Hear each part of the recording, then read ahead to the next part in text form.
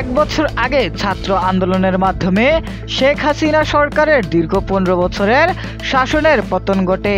এই পরিবর্তনের প্রথম বার্ষিকীতে আল জাজিরাকে দেওয়া এক সাক্ষাৎকারে সাবেক সংসদ সদস্য রুমিন ফারহানা সতর্কবার্তা ও বিশ্লেষণমূলক দৃষ্টিভঙ্গি তুলে ধরেছেন।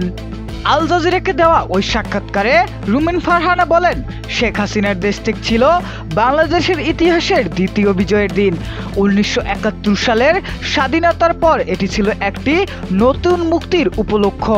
তিনি বলেন, আমরা ভেবেছিলাম এখন থেকে আর ঘুম হবে না, বিচার বহির্ভূত হত্যা হবে না, বিরোধী দলকে দমন করা হবে না। কিন্তু এক বছর পেরিয়ে গেলেও অনেক স্বপ্ন পূরণ হয়নি। তিনি বর্তমান আইন শৃঙ্খলা পরিস্থিতি নিয়ে উদ্বেগ প্রকাশ করে বলেন, মহিলারা এখন প্রান্তিক জনগোষ্ঠী, এখন তাদের ন্যায্য অধিকার পাচ্ছে না। এদিক থেকে কিছু হতাশজনক ঘটনার সাক্ষী হয়েছি আমরা।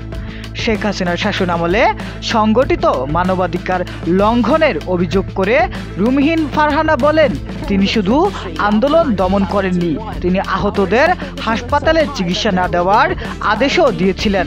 তাকে ফিরিয়ে এনে বিচারের আওতায় আনতে হবে, তা না হলে জনগণের ন্যায় বিচার পাওয়া অসম্ভব। নির্বাচন নিয়ে বর্তমান সরকারের ভূমিকা নিয়েও প্রশ্ন তোলেন রুমিন ফারহানা। তিনি বলেন, 2014, 2018, 2024 তিনটি নির্বাচনে জনগণ ভোট দিতে পারেনি। এখনো জানি না পরবর্তী নির্বাচন কবে হবে।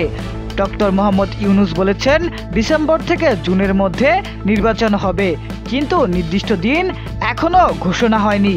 তবে তিনি বাস্তবতার প্রতি সচেতন থেকেও আশাবাদ ব্যক্ত করেন। 15 বছরের শাসনের ক্ষত এক বছরে মেরামত করা কঠিন। বর্তমান সরকার বা পরবর্তী সরকারকে কিছুটা সময় দেওয়া উচিত, তবে প্রতিশ্রুতি দিয়ে থেমে গেলে চলবে না, বাস্তব পদক্ষেপ নিতে হবে। রুমিন ফারহানার বক্তব্যে স্পষ্ট প্রতিফলন দেখা যায়। একদিকে সাবেক প্রধানমন্ত্রী শেখ হাসিনার কঠোর সমালোচনা, অন্যদিকে বর্তমান সরকারের উপর জনগণের উচ্চ প্রত্যাশা। তিনি বলেন, জনগণ এখন শুধু প্রতীকী উদযাপন নয়, প্রকৃত পরিবর্তন দেখতে চায়। বিচার, ভোটাধিকার আর মানবাধিকার নিশ্চয়তা ছাড়া এই আন্দোলনের বিজয় পূর্ণতা পাবে না।